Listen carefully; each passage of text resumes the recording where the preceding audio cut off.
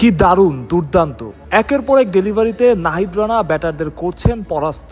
দেখে বোঝার উপায় নাই, মাত্রই প্রথম দিনের অনুশীলনে নাহিদ একের পর এক ভয়ঙ্কর ডেলিভারিতে ব্যাটারদের করছেন পরাস্ত। নাহিদ রানা এক কথায় মুগ্ধতা ছড়াচ্ছেন।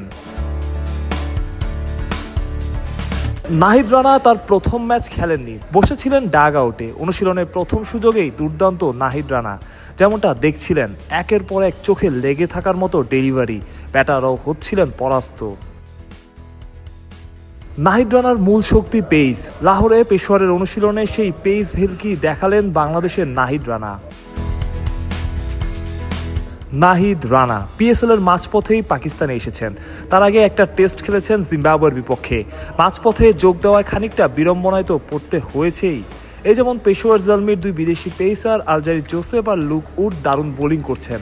যদিও শেষ ম্যাচে পেশোয়ার হেরেছে, তবুও একাদশে বদল আনা কিংবা নাহিদের খেলার সম্ভাবনা খুবই কম। তবুও সম্ভাবনা একদম ফেলে দেওয়া যাচ্ছে না। তবে শুরু থেকে নাহিদ থাকলে তিনি একাদশের সুযোগ পেতেন, এতটুকু প্রায় নিশ্চিত।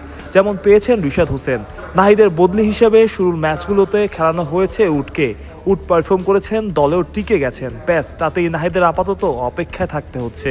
লাহোরের উইকেট পেস বান্ধব, সুযোগ হলে এই মাঠে হয়তো দারুণ কিছু করলেও করতে পারেন নাহিদ। সেটা হয়নি প্রথম ম্যাচে।